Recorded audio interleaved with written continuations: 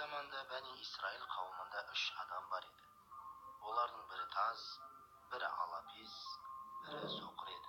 Бұл үшеуі өздерінің жағдайына разы емес болатын.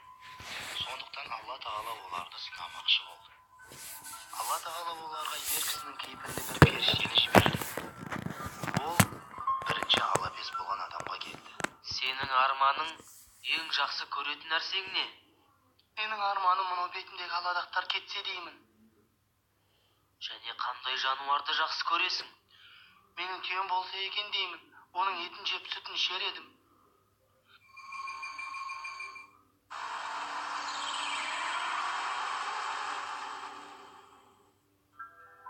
Я Алла, Аллаға шүкір, бетіндегі аладақтар кетті. Енді адамдар менен жиіркеніп қашпайтын болды. Бұл түйе менің түйем бе? Мырзам, саған үлкен рахмет. Алла саған берекетін берсін. Сенің арманың не? Әдемі шашым болса деп армандаймын. Қандай жануарды жақсы көресің? Сиыр. Я сиыр.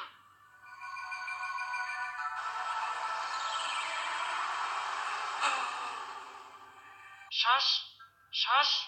Енді менің шашым бар әдемі. Енді күніге басымды жуамын, тараймын. Бұл сиыр менің мүлкім. Мырзам, саған үлкен рахмет. Алла саған берекесін берсін. Ал сенің арманың не?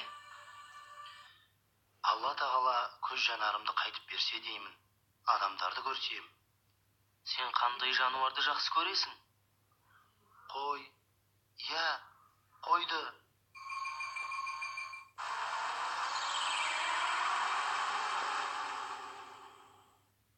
Я, мен көремін, көріп тұрмын. Мырзам, мен сені көріп тұрмын. Қойды да көріп тұрмын. Аллаға шүкір. Алла саған берекетін берсін. Осылайша үшеуінің малдары көбейді. Алапестің мыңдаған түйелері болды. Таздың сиырлары да көбейді. Соқырдың қора қойлары болды. Осыдан кейін Алла Тағала оларды тағы да сынамақшы болды.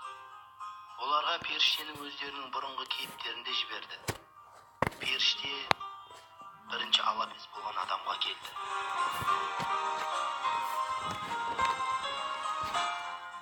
Мырзам, мен бір кедей адаммын.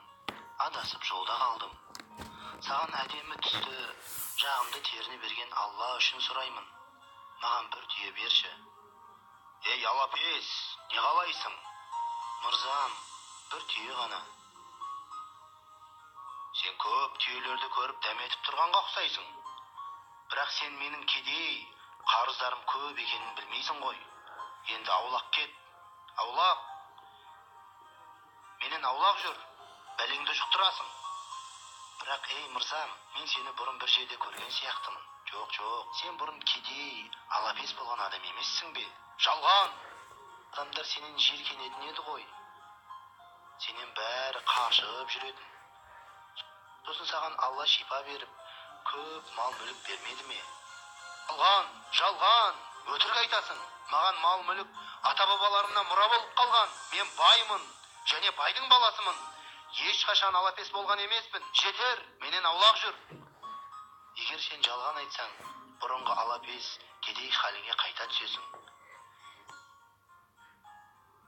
Мен алапес кедей болдым ба? Өтірік айтасың, өтірік. Періште таз адамның кейпінде бұрынғы таз болған адамға келді. Мырзам, мен бір кедей адаммын. Адасып жолда қалдым. Саған әдемі шашпен көп мал мүлік берген Алла үшін сұраймын. Маған бір сиыр берші. Сиыр? Бір сиыр? Мен саған бергім-ақ келіп тұр. Бірақ мен кедеймін. Мынау көп сиыр сені қызықтырмай-ақ қойсын. Қарыздарым одан да көп. Я, қарыздарым көп. Қарыздарым көп бе?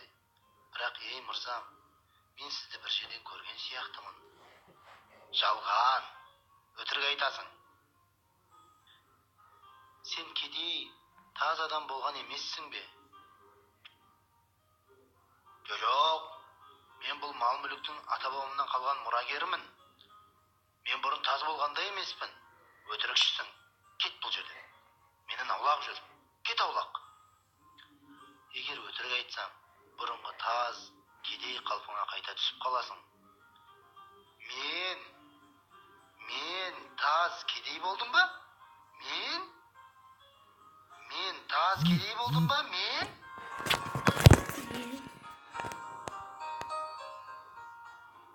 Келесі кезекте періште соқыр болған адамға қарай соқыр адам кейпіне кіріп бет алды. Мырзам, мен бір кедей адаммын. Адасып жолда қалдым. Менің ешқандай ақшам қалмады. Саған көру нығметін берген, көп мал мүлік берген Алла тағала үшін сұраймын. Маған бір қой ғана берші. Қош келдің. Қош келіпсің. Саған ең жақсы қойымды беремін. Мал мүлік Алланыкі. Мен соқыр едім. Алла маған көру қабілетін берді. Көп малды сыйға тартты. Аллаға шүкір. Әлхамдулилля. Алла саған малыңа береке берсін. Оны сақтауға тырыс. Саған Алла тағала разы болсын.